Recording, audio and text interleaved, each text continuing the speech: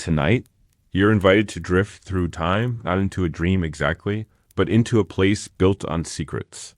Stone by stone, life and death decisions echo down halls older than empires. Forget the guidebooks, the lions who once roared from their cages, and the ghosts who may still pace beneath the cobblestones. Just let your mind settle into the dim candlelight of another time. We'll begin not with royalty, but with someone forgotten, someone ordinary, someone like you.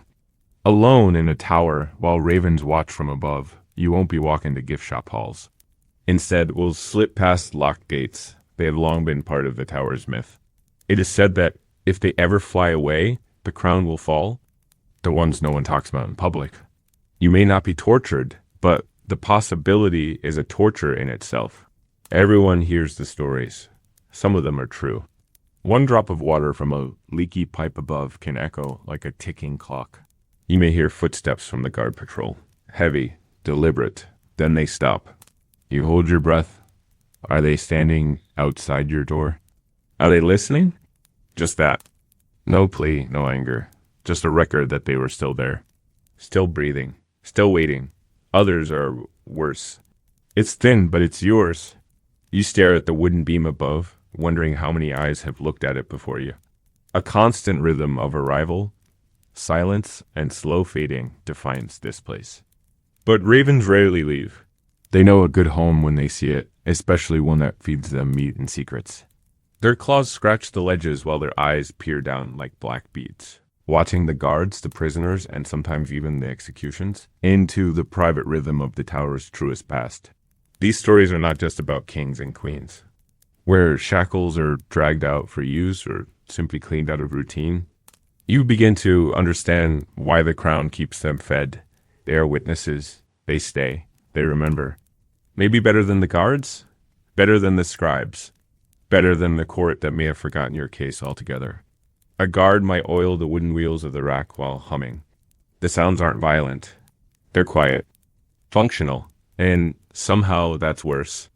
No candle unless you're granted one for confession. Time stretches endlessly between the meals, if they come at all, and the shuffling footsteps overhead. A code of taps and scratches shared through rumor and desperation.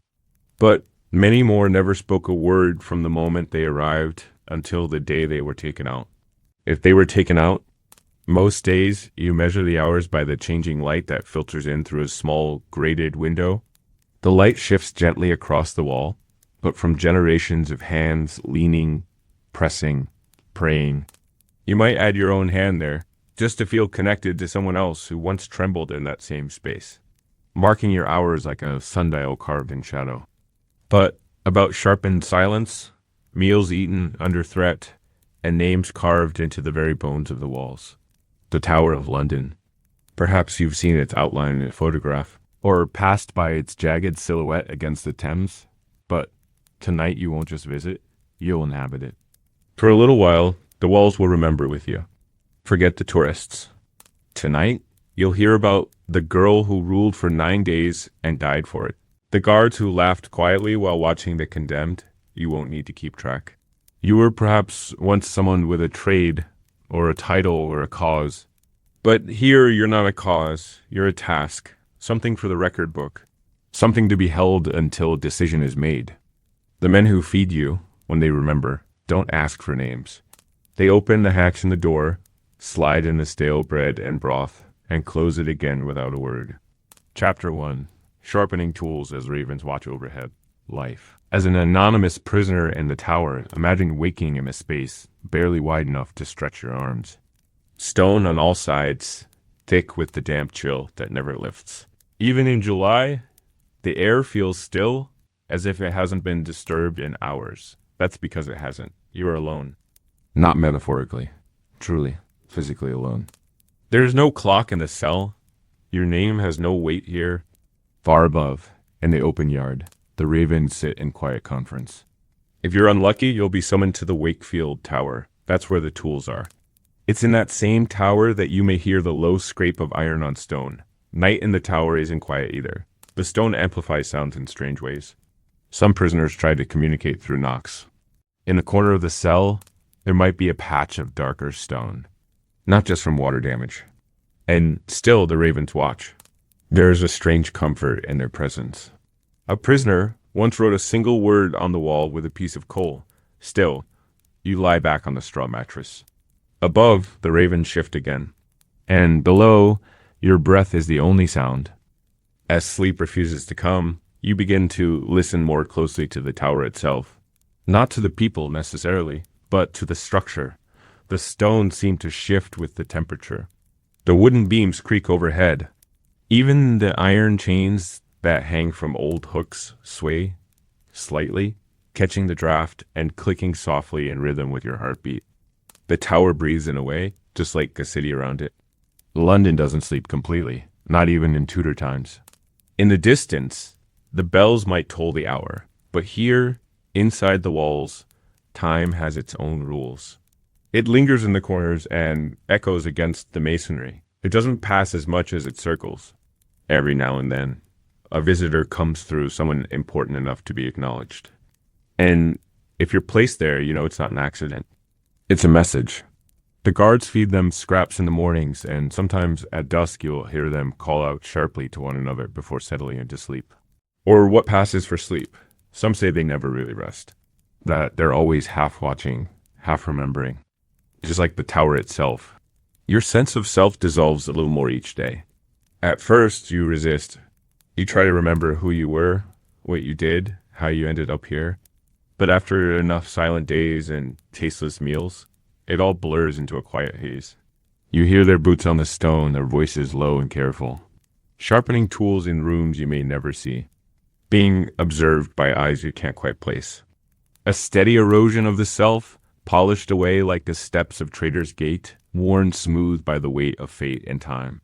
The white tower looms at the center, but the outer walls hold layers of punishment and paranoia. The way light hits the stone in the early morning, how frost settles gently on the narrow ledges, how the wind makes the iron hinges sing a soft, eerie tune when no one's around to shut the doors. Even the silence has its elegance. If you're lucky enough to be allowed a pen or a scrap of parchment, you might write down a line of poetry. Just a line. Not unlocking, just checking. A pause.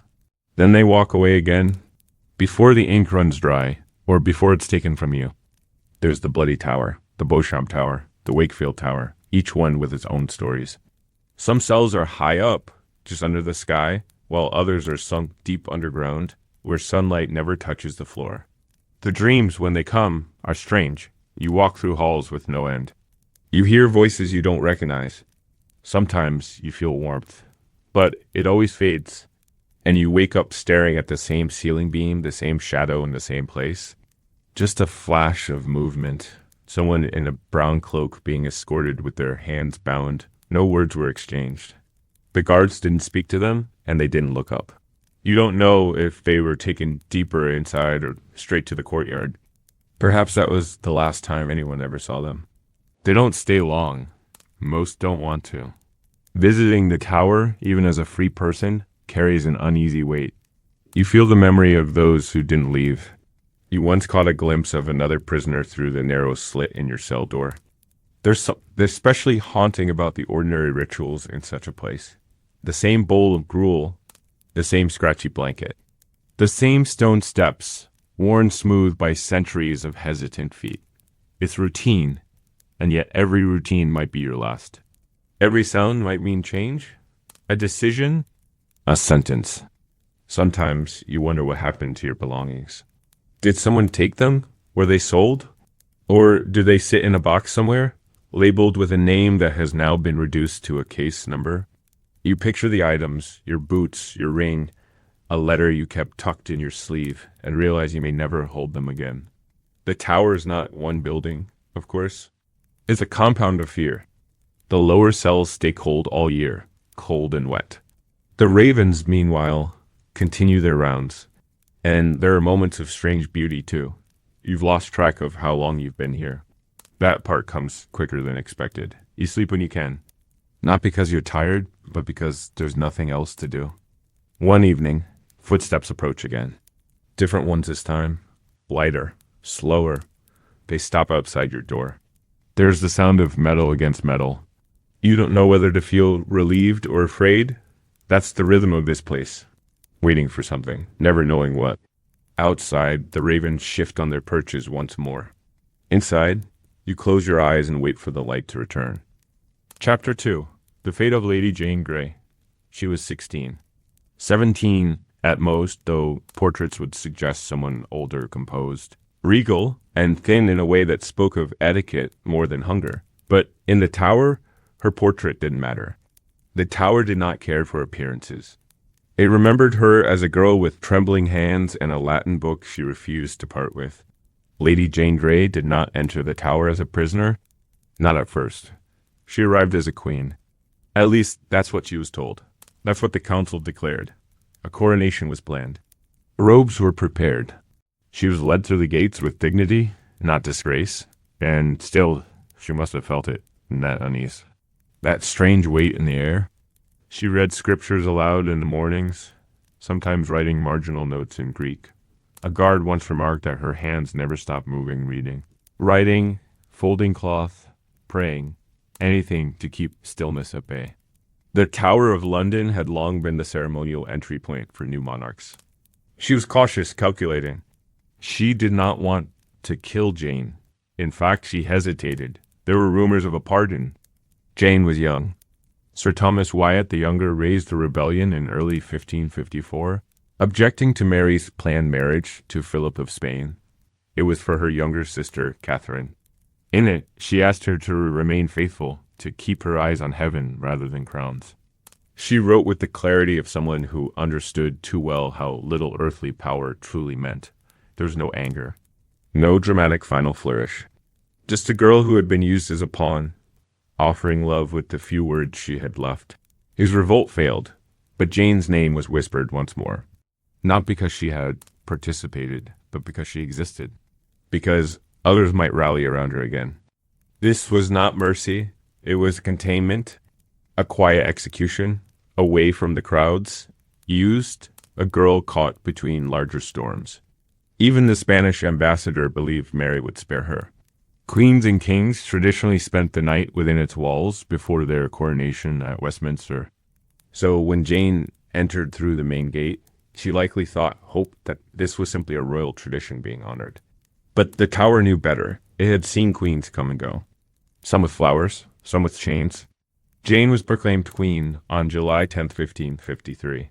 9 days later, Mary Tudor was proclaimed queen instead. The tower's doors closed behind Jane once more. This time, not in celebration, but in silence. Her husband, Guildford Dudley, was in prison too, though they were held in separate quarters. That she cried, that she whispered prayers, asking for strength. And yet, she wore the robes. She stood before the court. She held herself with a grace well beyond her years. The tower watched her through every moment, through its arrow slits and chapel stones. Their marriage had been political, a web of ambition and desperation cast by families who saw thrones like chessboards. Jane was the granddaughter of Henry VII, in line for the throne. Educated, Protestant, well-read, and obedient. All things that made her dangerous in the wrong hands. Or the right ones, depending on whom you asked. They say Jane didn't want the crown. That when told she would be queen, she fainted. Her rooms were modest, but not cruel. A noble prisoner's space. She was allowed books and writing materials. Mary, now Queen Mary I, was not yet the figure history would later paint as bloody. But uprisings changed everything. It was decided, quietly, firmly, Jane would die. The night before her execution, she wrote a letter in the margins of a Greek New Testament. The Queen's orders were clear. Jane would be beheaded privately on Tower Green, not on Tower Hill with the common criminals. At dawn, the guards knocked softly at her chamber door. She rose without delay. She dressed in black, and the tower held its breath. Chapter 3. With scratch prayers in the stone walls, there are walls in the tower that do not speak aloud. But they have whispered for centuries. Not in voices, but in marks. Names, letters, pleas, scratched, gouged, or carved with anything that could leave a trace. A nail, a spoon, a shard of tile. These weren't artists or poets for the most part. They were frightened people trying to leave something behind. Evidence of existence, a voice in stone. Some names are elegant, carved with precision and pride. Others are messy, hurried, half-finished as though the writer was interrupted or too weak to finish. You don't need to read Latin to feel what they meant. In the Beauchamp Tower, one of the most infamous prison blocks, the walls bear these inscriptions like an old tree bears scars. They run along the window frames behind where beds once stood, and high up near the vaulted ceilings where taller prisoners might have stood to etch a message while pacing alone. The stone there is soft enough to work, but hard enough to outlive its authors. It's an archive of pain, hope, and defiance written by those awaiting their fate. Imagine the silence in which those scratches were made. No one to talk to. No candle after sunset. Just hours of darkness and the slow, methodical scrape of metal against wall. Some scratched songs. Others listed names of their families. One prisoner, Henry Walpole, is said to have carved the words Sanctirenem ora pro me. Saint Jerome, pray for me into the wall while blood still dried on his back from torture. Another, Philip Howard, Duke of Norfolk, etched a poem in careful English script about the transience of earthly power, the cruelty of kings, and the eternity of faith. He carved slowly, patiently, possibly over months, as if each letter gave him back a little of his own name. There's one carving crudely made, almost childlike, that simply reads, I die innocent. The words are shallow but deliberate, pressed into the stone with such force that the edges cracked slightly. There is no signature, no date, just the message. It's as if the prisoner wanted only those words to survive. In a place where your name might be wiped from records, burned in parliament logs, or struck from family memory, the stone listened and remembered. Some inscriptions are elaborate, with coats of arms or intricate crosses, likely carved by nobles with time and training. Others are symbols. Prisoners would create coded images, tiny suns, circles, and astrological signs, meant to carry layered meanings for those who might come after them. One even carved a rose with 7 petals, each petal representing a child left behind. Whether that story is true or not hardly matters. The rose is there. The sorrow clings to it. Sometimes gods would discover these markings and sand them away. Other times they left them, perhaps out of respect, or perhaps because even the harshest jailer understood what it meant to want to be remembered. The tower's walls do not forget. Their chill carries those messages like echoes folded into the stone itself. And the prisoners, knowing their chances of ever seeing daylight again were slim, did what humans always do in the face of oblivion. They wrote, they prayed, they scratched. Imagine lying on the narrow wooden bed in that cell, eyes fixed on the message above the doorway, carved years before your arrival. Jesus, be near. You whisper it aloud, not quite knowing if it's for comfort or ritual. You trace the letters with your finger. They feel worn, smooth from hundreds of fingers before yours. The man who wrote them is long gone. His bones turned to dust, name possibly lost to time. But his prayer remains, not shouted. Just left like a hand outstretched in the dark. Not all the graffiti is solemn. Some were bitter, some mocking. One prisoner scratched the word LIHRS repeatedly across the stone, as though trying to outshout the charges against him.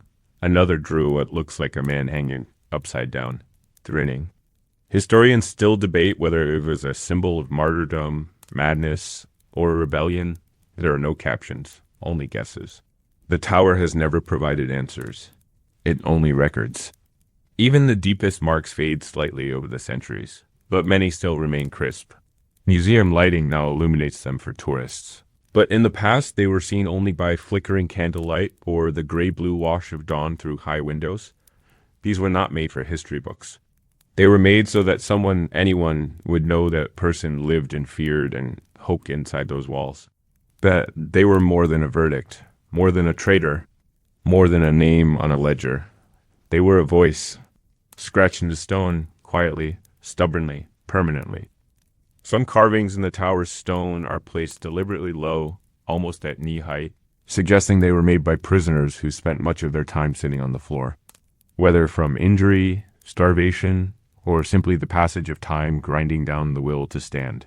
Many etched their messages while curled up in the corners of their cells.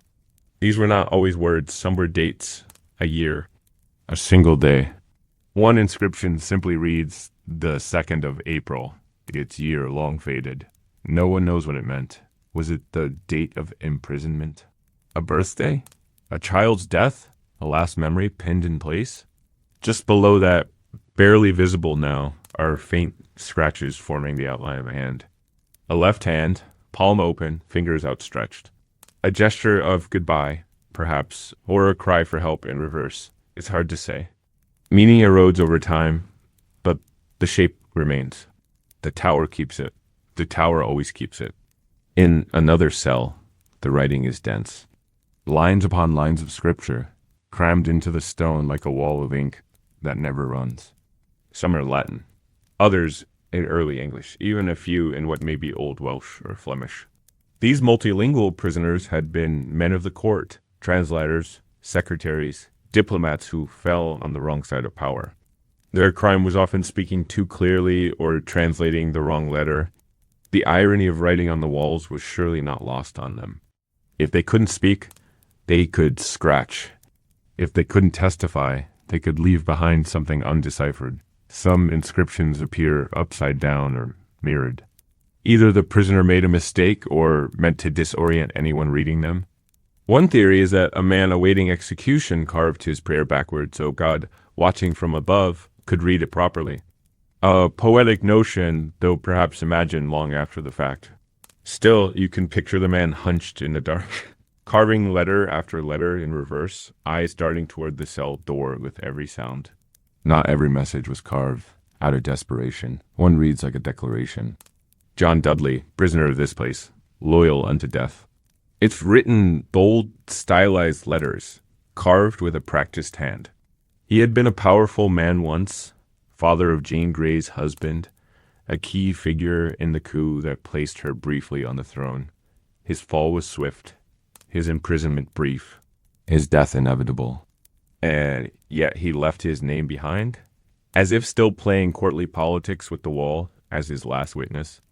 Imagine standing in that cell now, centuries later. There are no chains anymore, no guards, no looming fear of footsteps. Just the stone and its inscriptions. Your eyes move from one message to the next. You begin to realize that these were not written for you, not for tourists, not for historians. They were written for the wall, a conversation with silence, an offering to stone, a soft rebellion against being forgotten. Some scratches run deep, taking years to fade. Others are nearly gone. Yet the act of writing mattered, even if no one ever read it. Even if it disappeared, even if time swallowed it whole. Because when you write into stone, you're not trying to be remembered forever. You're simply refusing to be erased without resistance. There's something remarkably human in that. In the face of the unknown, of pain, of slow isolation, the need to say, I was here, outweighs even the need to be saved. The tower is often portrayed as a place of grand executions and royal intrigue. But these marks offer another layer, a quieter, more intimate truth. That of ordinary minds, locked away, reaching out through whatever means they could. A prayer, a name, a scratch line of poetry. If you were placed in that cell, would you carve something too? Would your words be of faith, of fear, of apology? Or would you simply mark the number of days, one scratch at a time, until you could no longer remember what you were counting? The tower's walls do not speak, yet they hold more words than any book. They are a library of the vanished. Not sorted by subject or date, but by emotion, the most enduring language of all. A language of scratches etched in solitude, layered over centuries, waiting silently for eyes like yours to see them again. The Tower of London had many faces, and among its most constant were the royal guards. Not the pageantry-clad yeoman warders of modern photographs, but the original sentries. Men who walked the narrow halls with torches in hand and keys dangling at their hips. They were not faceless enforcers. They had names, habits, rivalries, and opinions about the prisoners they kept and the monarchs they served. The guards of the Tudor era lived a strange dual life, both custodians of royal justice and quiet companions of the condemned. After the cell doors were locked and the corridors grew cold, they retired to their supper in the outer hall. This was not a lavish banquet, nor a soldier's slop pile. It was a shared table in a stone chamber where the fire crackled just enough to keep the frost from biting the bread. Wooden trenchers, iron spoons, a pewter jug of ale passed between them as their voices softened with each sip. Supper was their small sanctuary. No nobles, no prisoners, no orders, just the slow rhythm of eating, drinking, and trading stories. The hall echoed with the occasional laugh, but not often. They weren't men prone to joy. The tower tempered that. Many of them knew how their duties would be remembered, not as heroes, but as watchers of suffering. They bore the weight of that knowledge quietly. One might comment on a prisoner's prayer habits. Another might share that Lady Jane Grey had asked for more ink and paper. A third might admit he couldn't look Guildford Dudley in the eye the morning he was led away. These confessions weren't dramatic. They were brief, sometimes mumbled over a bite of meat or a sip of weak ale. The food was plain mutton stew, stale bread, maybe some cabbage or pickled onions.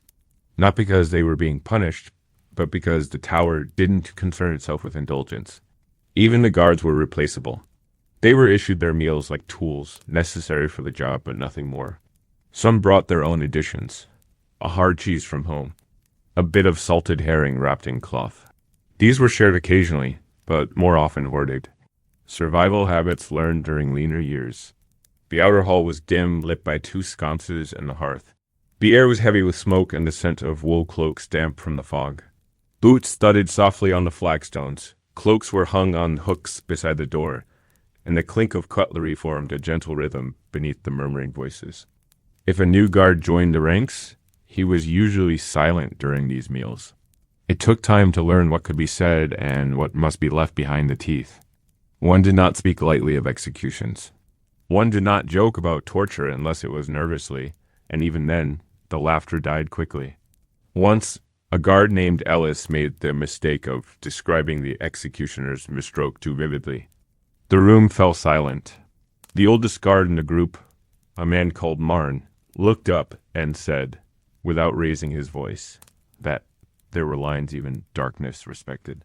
Ellis never brought it up again.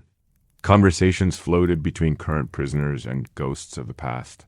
There were always whispers about those who had walked the tower before Amble and Thomas More, the princes. Even the guards didn't agree on whether the ghosts were real. Some said they had heard footsteps behind them, only to find no one there. Others claimed that the Beauchamp Tower grew colder on the anniversary of Jane Grey's execution. But belief was never the point. The stories themselves were tradition, a way to remind themselves that what they did was part of something older than any of them. That they, too, were just another link in the tower's long chain. Occasionally, someone would bring a letter from home and read it aloud. News from outside the walls, children born, crops failing. Rumors of plague upriver reminded them of a world that continued to turn while they stood guard over those whose time had stopped. These letters were shared like bread, carefully folded and passed around the table, often read 2 or 3 times before being tucked back into a tunic for safekeeping. There were rivalries, of course, jealousies over promotion, resentment over double shifts, suspicions of favoritism.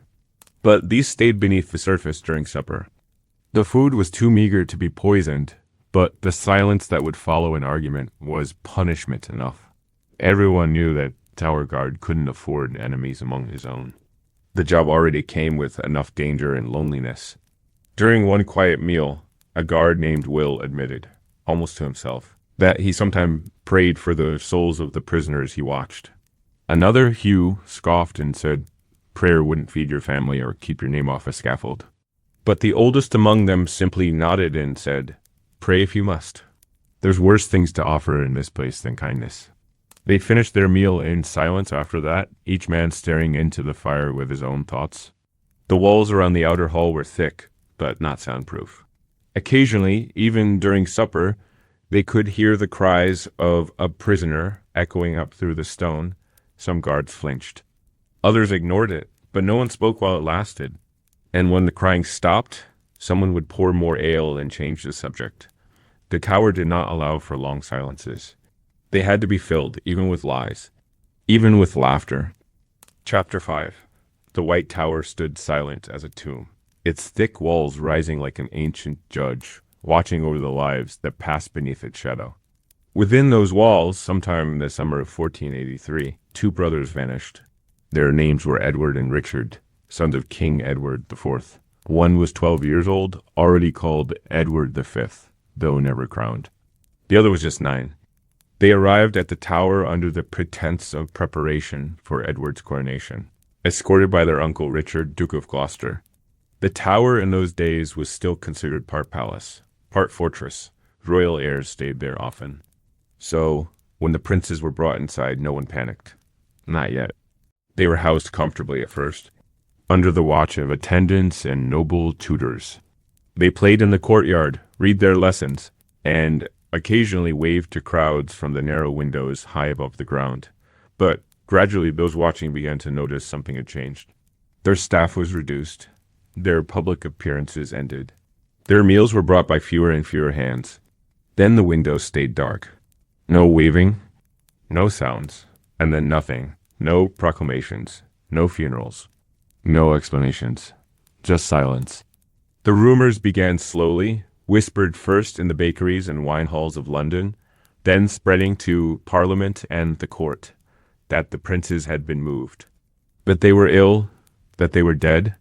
Richard of Gloucester had declared himself king, taking the crown as Richard III, and in doing so, made the boys a threat.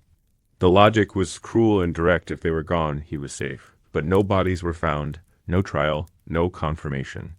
Just two boys locked in a fortress who stopped being seen. Even those who worked in the tower refused to speak plainly. Some claimed they saw the boys taken to the garden tower one evening and never again.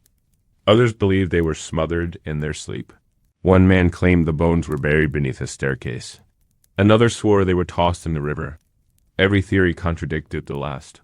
What remained was the whole their absence carved into English history.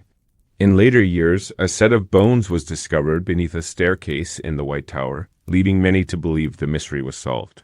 The skeletons were small, damaged by time, incomplete. A royal burial was held, but no formal DNA testing was done for centuries. Even now, the debate remains unsettled. Some argue the bones were too old. Others insist they are the only answer we'll ever find. But the tower keeps its silence. It always does. Walk through the chambers today, and you may find yourself in a small, high-ceilinged room with narrow windows and whitewashed stone. This was said to be where they slept. Imagine it, then not a royal chamber, but a gilded prison. Two boys, once dressed in silk, playing a quiet game of chess as dusk fell through the slits in the wall. Their laughter echoing faintly against the stone. A knock at the door. A pause. Then footsteps. Or not. Perhaps it wasn't so dramatic. Perhaps they simply faded, taken away in the dead of night, one after the other with no outcry, no struggle. The most haunting possibility isn't violence. It's abandonment.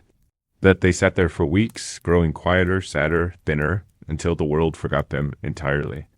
That they faded like breath on glass. There are accounts of servants passing by and hearing nothing, sensing only the weight of something missing.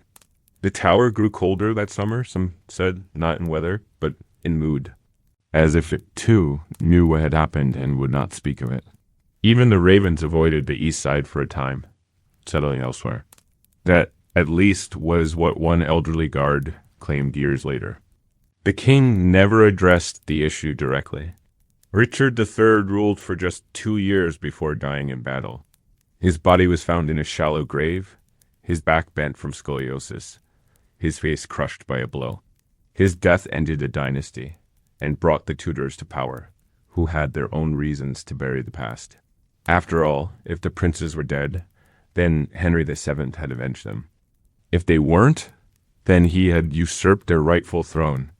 Better, then, to leave the truth vague, shrouded in official silence. And so the mystery calcified, becoming a permanent feature of the tower.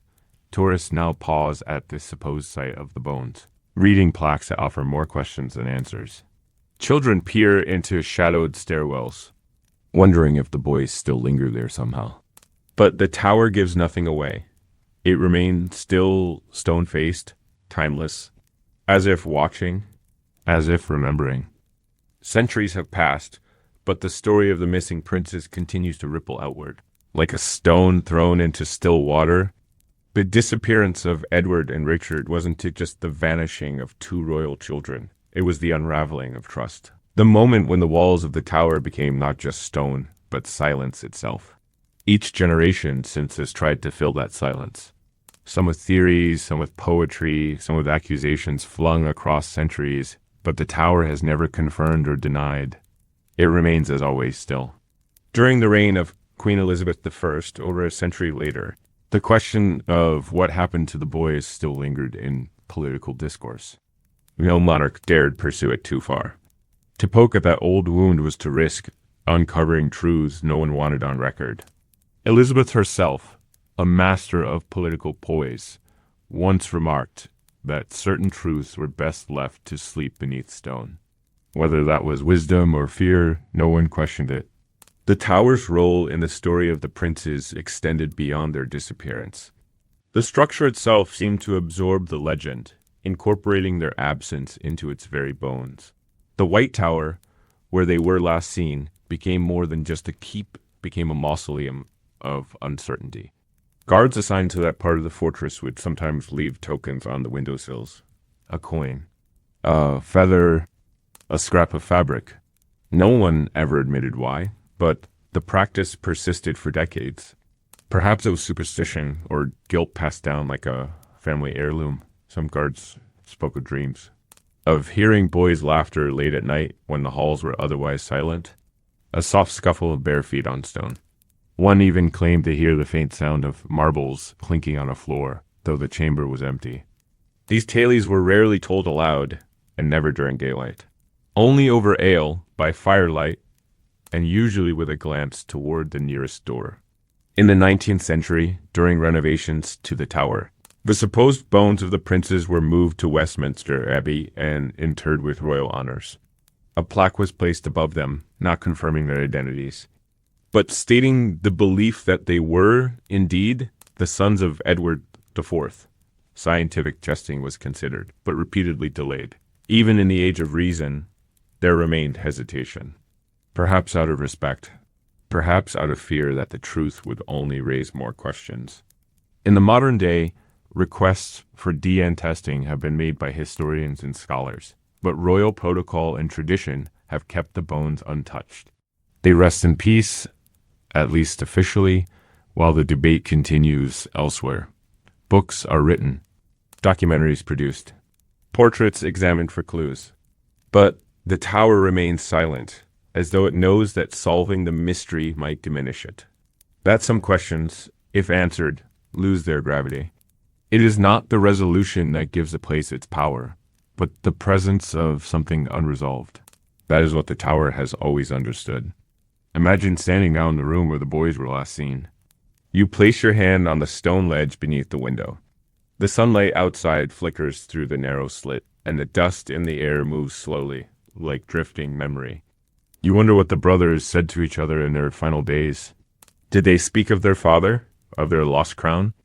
Did the older comfort the younger? Or did silence grow between them as the walls closed in? You can almost hear their voices in the stillness, soft and cautious, unsure whether they would be heard. The tower offers no reply. It only watches. It has always watched. The mystery of the princes has given the tower a kind of immortality in public imagination. Unlike other royal stories, this one belongs to no one and everyone. It is retold in classrooms, whispered on tours, and studied in royal archives. Yet at its core, it is a human story. Two boys taken from their home, promised safety, and left to vanish. It is not only history, it is sorrow made permanent. Some say their story endures because people are drawn to innocence lost. Others say it is because we need mysteries. That certainty is comforting, but mystery is magnetic. The Tower of London, with its thick stone and colder truths, knows this better than most. So the tale remains unconfirmed, unclosed, a question pressed into stone like so many others. And as the sun sets across the battlements, casting long shadows over the green grass and sharp edges, the tower stands tall, silent, and sure. It does not answer. It does not confess. But it remembers. Chapter 6. The sun rose slowly over the tower on May 19th, 1536, casting pale gold across the cobbled paths and the gray stone of its many towers. Somewhere within those walls, in a modest room hung with faded cloth and quiet prayers, Anne Boleyn opened her eyes to her final morning. She was 35 or close to it and already a queen stripped of her crown. A woman once elevated to the heights of power, now reduced to waiting in a borrowed dress for the sharp kiss of a French blade. The tower had always been her shadow. As a young girl, she had played in the court not far from its walls. As queen, she had ridden past it triumphantly. And now it was her last view, her final refuge, and the silent witness to her fall. Anne had been brought to the tower days earlier, under charges that had been whispered long before they were declared. Adultery, incest, treason, words that weighed heavier than evidence, fueled by court politics, by the king's restlessness, and by a hunger for control. Few at court believed them entirely. But belief was not needed, only silence, only signatures. The trial was swift. She had stood before her peers with her chin held high, refusing to crumble, even as her fate was carved before her eyes. The Tower Chapel became her place of mourning and meditation. She was not granted the luxuries of a queen, though neither was she treated as a common criminal. Her ladies remained with her, and the guards softened their gazes. Even the lieutenant of the Tower, Sir William Kingston, noted in his letters that she showed great courage and spoke with clarity, even when her voice trembled from lack of sleep. That final morning, she rose early. She dressed carefully in a gown of dark gray or perhaps black, though records differ. Her hair, once so carefully braided and adorned, now hung loosely around her shoulders. She did not weep. She did not plead. Instead, she knelt at chapel one last time, lips moving silently in prayer. Her hands trembled slightly, but her spine remained straight. She was not expecting mercy. She had asked for it, yes, but only once, and only to protect her daughter. For herself, she expected nothing but steel. Outside, the courtyard was being prepared. A scaffold had been erected on Tower Green, close to where her own brother had been executed just days before. The crowd was smaller than usual, out of respect or discomfort, or both. Anne had requested a French swordsman rather than the traditional English axeman. It was a strange request to some, but it showed her understanding of spectacle. A sword was swifter, more elegant, less margin for error. She knew her death would be remembered, and she intended to leave it with some measure of grace. As she walked to the scaffold, escorted by Kingston and her ladies, she kept her gaze forward. The path was short, but each step echoed louder than the last.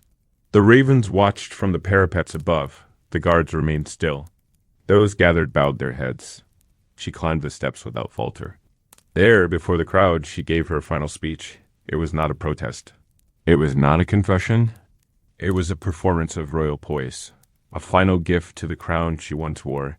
She spoke of her loyalty to the king, of her hope that God would have mercy on her soul. She did not curse Henry. She did not mention Jane Seymour, the woman who would become queen just days later. She spoke only of duty and acceptance. Her words were brief, steady, and clear. Her ladies helped her remove her headdress. One tied a blindfold over her eyes. She knelt upright, her hands folded before her body still as stone. The executioner, brought from Calais, had sharpened his sword with care. He approached silently. He called for his assistant to fetch his blade, a distraction. Anne turned her head slightly, instinctively following the sound, and in that moment, he struck. The blade cut clean. No stumble, no second blow. Her body slumped forward, her hands still clasped. The crowd exhaled. Some say a few women wept. Others stared in silence. Her head was placed in a simple wooden box. Her body laid beside it. There was no grand procession, no royal rites. Her remains were wrapped in a white cloth and carried back to the chapel of St. Peter ad Vincula. There, she was buried in an unmarked grave beneath the floor. No monument, no inscription, only stone. The tower kept her story as it did with so many others. A queen once worshipped, then erased. And yet it is here, in her final morning, that Anne Boleyn's legacy took root not in her rise, nor in her fall, but in her calm refusal to surrender dignity. She died quietly, but not without resonance. And the tower, silent as always, watched it all. After Anne Boleyn's execution, the tower settled into one of its familiar silences, a kind that felt heavier than the usual hush of stone and shadow. The wooden scaffold on Tower Green was dismantled quietly. Its boards bore no mark to distinguish them from any other execution stage built before or after. But for those who had witnessed the Queen's final breath, it was impossible to unsee the way the morning sun had struck her figure on the platform. The blood was washed away with water and sand. The box containing her head was carted to the chapel with a guard on either side, more for ritual than for necessity. No one dared interfere. Her body was laid in a shallow grave beside others who had fallen from royal favor, their bones intermingling beneath the floor of a building far older than her reign. There was no service. Only the scraping of stone, the whisper of linen over flesh, and the weight of finality pressed into the ground above her. Her name was not spoken aloud again by the court for some time, but within the tower her presence lingered. Not as a ghost, at least not immediately, but as a kind of emotional echo. Servants paused in the passage where she had walked to the scaffold. Some refused to speak while standing in the room where she had slept the night before her death. Guards, trained to suppress superstition, found themselves stepping a little lighter past her former cell. One even claimed he found a strand of dark hair caught between two stones in the wall. He wrapped it in cloth and kept it in his pocket for years. Whether it was hers or not, he never said. But he never threw it away. The stories began soon after. That Anne's spirit walked the tower, that she appeared near the site of her death, head still intact, her face calm, her mouth unmoving. Some said she carried her head under a vision more metaphor than fact. Others described hearing her voice in the chapel late at night, a soft murmuring of prayers long silenced. No one ever saw her clearly. No one ever spoke to her. But the feeling remained, a presence, a quiet pressure in the air where she had once stood. Over time, her legacy began to shift. Once dismissed as a temptress, a witch, a woman unfit to rule, she began to be seen differently. Writers described her as intelligent, charming, brave. Artists painted her with eyes wide open, a thin smile curling against the edges of history's injustice. She became a symbol of political intrigue, of courtly tragedy, of the dangers faced by women who stepped too far into power. The tower did not participate in this transformation. It neither confirmed nor denied her myth, but it held the space in which it was born. Tour guides today walk visitors past the site of her execution, pausing to retell her story in soft tones. They describe the French swordsman, the blindfold, the final words. Some visitors leave flowers, not because they are monarchists, but because they sense something unjust that lingers beneath the polished surface of the tale. The tower, for all its historical accuracy, still carries emotions in its walls. Anne's cell remains one of the most visited places in the fortress. Her portrait hangs nearby. Beneath the floor of the chapel, her bones lie quietly, now marked by a simple brass plaque added in the Victorian era. It names her Queen Anne Boleyn and lists her date of death. It does not mention how she died. It does not say who ordered it. It leaves those details to the stone. In the decades that followed her execution, Henry VIII married again and again. Jane Seymour died in childbirth. Anne of Cleves was divorced. Catherine Howard, Anne Boleyn's cousin, met a similar end. The tower became a revolving door for queens who failed to hold the king's favor. But Anne was the first to fall so sharply, so publicly, and her fall marked a shift not only in royal behavior but in the tower's reputation. From that point forward, it was no longer just a fortress or a royal palace. It became synonymous with judgment, with endings with silence, and so the tower remembered her. not through official record or royal decree, but in the ways that cannot be erased. The path worn smoother by countless steps retracing hers. The cell whose walls remain just a little colder, the air in the chapel that still feels dense on spring mornings. Anne Boleyn died centuries ago, but she never really left. Not from the tower, not from its stone. And even now, if you were to walk the grounds alone, just as the sun begins to rise, you might pause near the green and wonder what it felt like to see this scaffold built in your name. To hear the hush of witnesses waiting for your final breath. To kneel in silence and know your story was no longer yours to tell. The tower won't answer you. It never does. But if you stand there long enough, you may hear the quietest echo of footsteps behind you, steady and soft, as if someone is walking away one last time toward the light. Once the Wakefield Tower emptied out and the brazier cooled, the air would often settle into a strange calm, but those who worked there rarely mistook that stillness for peace.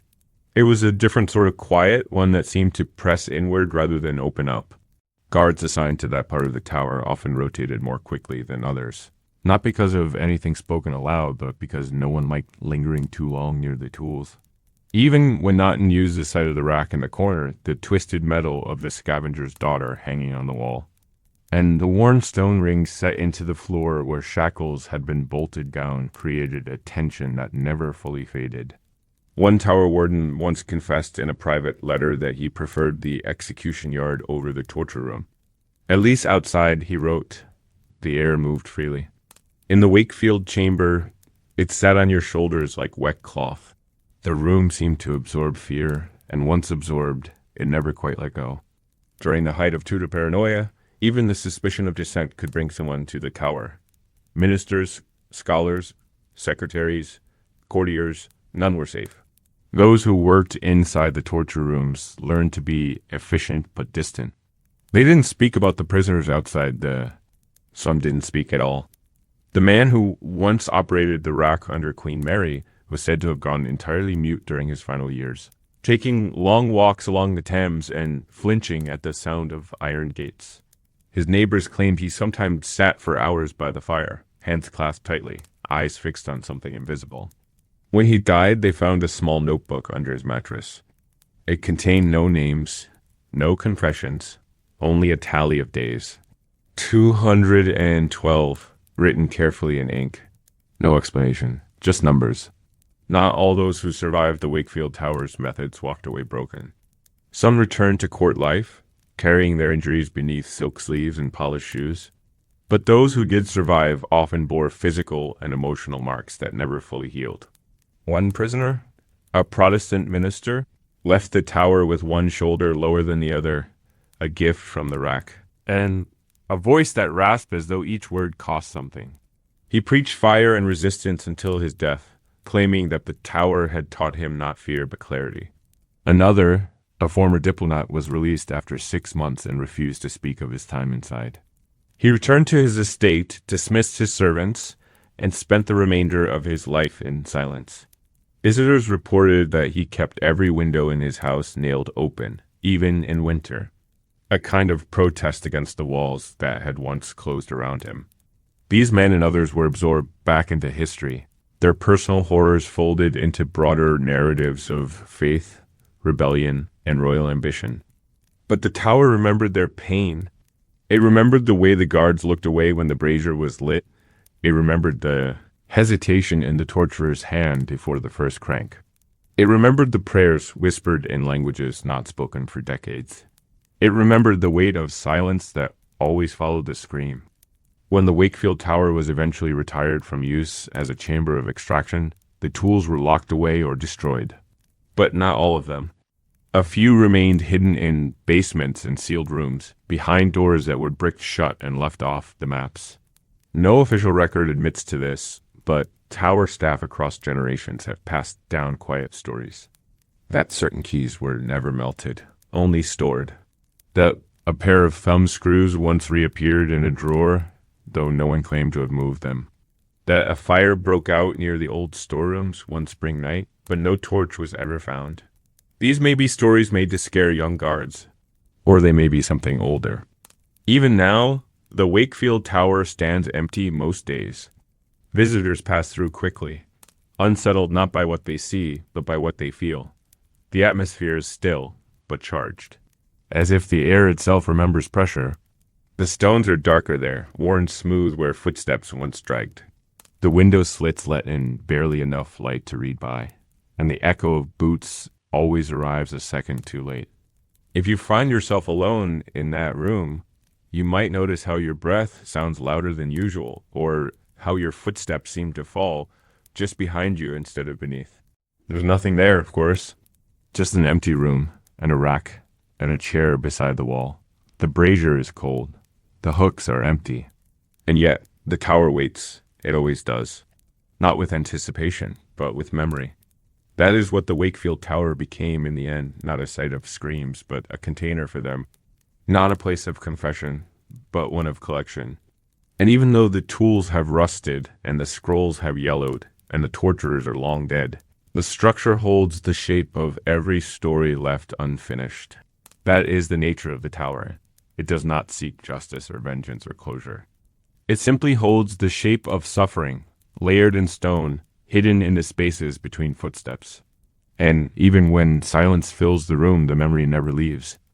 Before the Tower of London became a symbol of punishment and royal paranoia, before it became synonymous with heads on spikes and prisoners who never left, it was also a home to animals, strange, foreign, and sometimes terrifying animals kept not in cruelty, but in curious reverence. For over 600 years, the tower housed what was known as the Royal Menagerie, a living collection of beasts gifted to the monarch by kings, queens, sultans, and distant rulers eager to impress or intimidate. It began sometime in the 1200s when King John received 3 leopards, a gift from the Holy Roman Emperor. The animals arrived bewildered and half-starved, carried across land and sea in cages barely fit for transport. Their arrival caused a stir, not just for their rarity, but for the statement they made. These were not just animals, they were emblems of dominance. Exotic symbols of power that could pace inside stone walls and remind everyone who passed of the reach of the English crown. Soon after, the tower's keepers began clearing space. Pens and cages were built near the western entrance, a gate that would eventually earn the name Lion Tower. There, over the next few centuries, an increasingly strange and dangerous family of animals would take up residence. Lions were common, at least in the royal imagination. They were often chained to posts, kept just out of reach of the curious, their roars echoing into the castle grounds. Keepers fed them raw meat, sometimes from barrels, sometimes by hand if they were brave or foolish. The lions quickly became part of the tower's soundscape. On quiet nights, prisoners claimed they could hear low growls reverberating through the stone. Some believed the roars were omens, warnings from nature itself. Others just found them unnerving. Alongside the lions came wolves, jackals, and bears. Henry III received a polar bear from the King of Norway, a bewildered creature that had never seen grass before. It was chained beside the moat, where it was reportedly allowed to swim and fish in the river, tethered by a long rope. This odd arrangement caused alarm among the citizens, but fascination won out. Crowds gathered to watch it splash and snarl, and the tower guards charged admission to those who wanted a closer look. Eventually, elephants arrived too. One such elephant was gifted by Louis IX of France in the 13th century. The poor creature was described in contemporary letters as gentle but miserable. It did not survive long, and its death was treated with a quiet sort of embarrassment, as if its failure to thrive somehow reflected badly on the crown. Even monkeys had their place.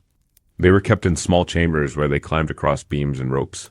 One escaped once and was found chewing on the corner of a prisoner's hat, having made its way through a forgotten corridor. The prisoner reportedly laughed, the first sound of mirth he'd made in weeks. He later said it was the only visit he'd received during his entire sentence. The animals were not merely decoration. They were kept for spectacle and sometimes for science. Physicians would study them. Artists would sketch them. Foreign dignitaries were led past the cages as a kind of warm-up before diplomatic meetings. The animals were meant to impress, to frighten, and to suggest that the English crown could command not only armies, but nature itself. But the tower was not a zoo. There were no proper enclosures, no veterinary care. The animals lived in cold pens, their health often misunderstood, and their temperaments misread. There were accidents. Lions lashed out. A baboon bit off a guard's ear. An eagle escaped and roosted atop the White Tower for 3 days, refusing to come down. At night, the creatures made sounds that unnerved even the most seasoned sentries. A howling wolf in the early hours of the morning sounded far too much like a grieving man. The tower's prisoners often heard the animals without ever seeing them. For some, the roars and screeches felt like companionship. For others, they were reminders that even the beasts outside their walls were trapped.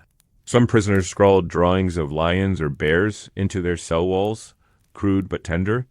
One even scratched the words, "I envy the bear," beside his bunk. Today, most of these markings have faded, but the records remain. Feeding the menagerie was no simple task. Meat had to be hauled in daily. In lean winters, the animals grew thin. In hot summers, they grew restless. There was no quiet corner in the tower during those years. Something was always moving, always snarling, always watching. Guards learned to walk certain routes quickly, avoiding the pens when they could. Children of staff were warned not to wander alone. Visitors were warned not to poke sticks into the cages. Warnings not always heeded. By the 1600s, the menagerie had become a known feature of London life, a must-see for nobles and merchants alike. It was still rough, still dangerous, but undeniably fascinating. The presence of these animals added an almost mythical air to the tower. It was no longer just a prison or a fortress. It was the place where lions walked on English soil and bears swam in the Thames. A place where kings could show they ruled not just over men, but over monsters. Chapter 9. Among the tower's most recognizable figures are the yeoman warders, nicknamed beefeaters, with their dark uniforms, upright posture, and the peculiar authority of men who belong not just to the prison, but to every chapter of the tower's long, uneasy history. By day, they smile for photos, lead tourists through the stone corridors, and recite dates with polished precision. But after hours, when the tourists have gone and the gates are bolted shut, they become something else, keepers of the tower's memory.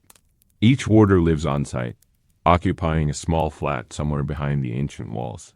They shop for groceries, tend to their windowsill plants, and sleep behind doors that have heard centuries of whispered names. When new yeomen are sworn in, they receive not just keys and maps, but stories. Not the stories on the plaques, not the ones that are expected to repeat in front of groups, but the ones passed from guard to guard, late at night, over cups of strong tea or something stronger. These stories don't appear in any visitor brochure. They aren't performed with theatrical flair. They are told slowly, cautiously, as if the walls might be listening. One such story begins with the bells, those small service bells embedded in the guard posts and officers' quarters. At least one beefeater claims he heard his bell ring 3 times at 2:37 a.m., only to find no one at the door and no wind to rattle the frame. When he asked the other guards if they'd rung for him, none had left their posts. A few simply nodded and said nothing. Another speaks of the shadow on the south stairwell of the Salt Tower. It appears not as a person, but as a distortion darker than shadow, but somehow soft at the edges, like fog that doesn't move. The story goes that it stands motionless until approached, then disappears before the last step. New guards are warned not to linger on that stairwell alone, though no one will say why with any certainty. There's the tale of the locked cell that unlocks itself. The bolt slides back, the door creaks open. No alarms trigger, cameras show nothing. Just an open door, swinging slightly in a draft that doesn't exist. The beefeaters who experience these events often chalk them up to old buildings, creaking wood, mice in the walls. But privately, they watch, they listen, and they remember. Some guards claim to have heard whispering through stone. Not voices exactly, but the soft rhythm of human speech just beyond comprehension.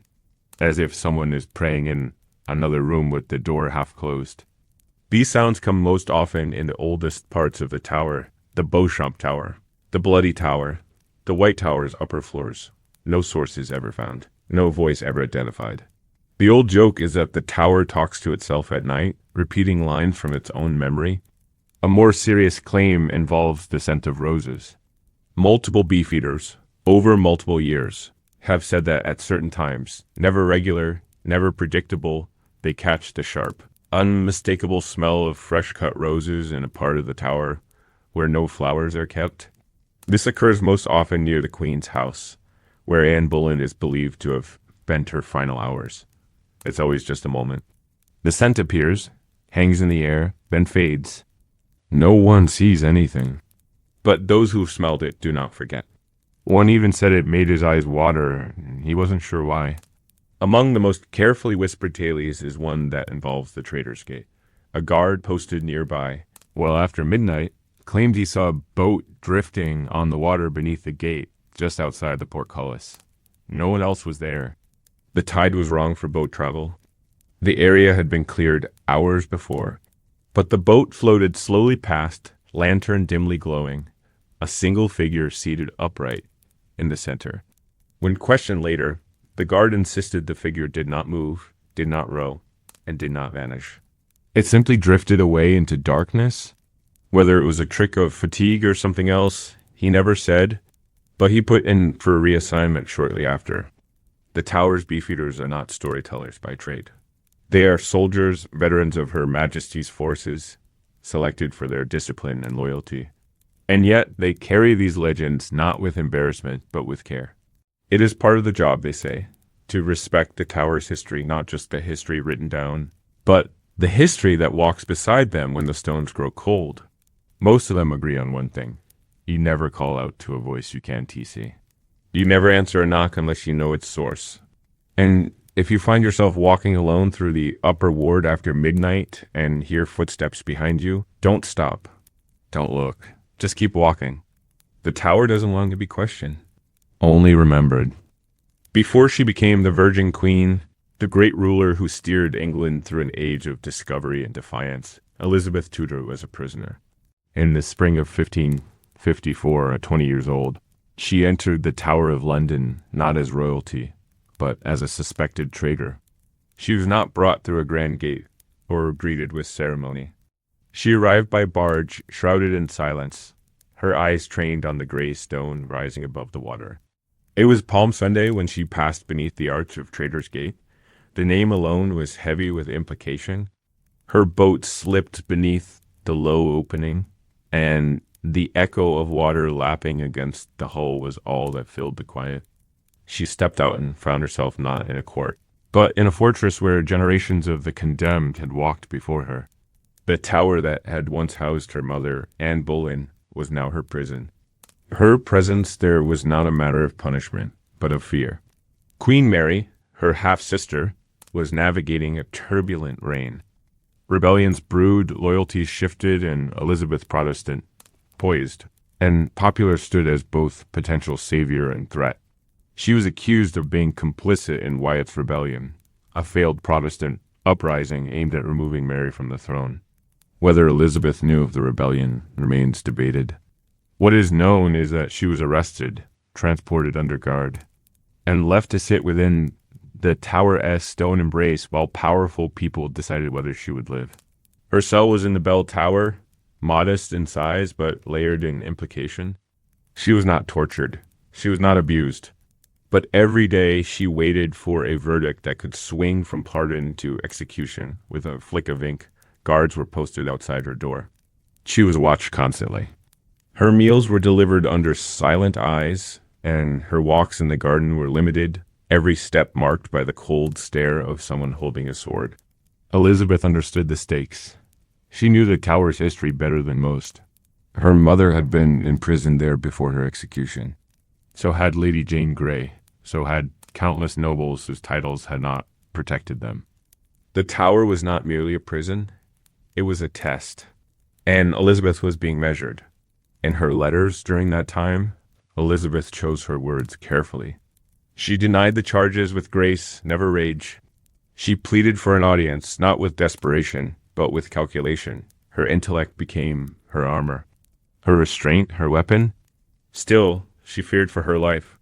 On more than one occasion, she reportedly asked her attendants if the axe would come in the morning. The uncertainty gnawed at her. One evening, when rain fell hard against the tower windows. She is said to have pressed her hand to the cold glass and whispered that she could feel her mother's presence, not in ghostly form, but in the echo of injustice. It's easy to forget, looking back at portraits of Elizabeth and her regal finery, that she once lived a death close enough to taste. That she sat alone in a stone chamber, her future locked in silence, her life balanced on a rumor. Her daily routine was sparse. She read when books were allowed. She wrote when paper was available. She prayed. She walked slowly through the small enclosed garden where Anne Boleyn had once stepped. She sometimes paused by the Tower Chapel, though she was not allowed inside. The guards reported that she looked healthy but pale, composed but distant.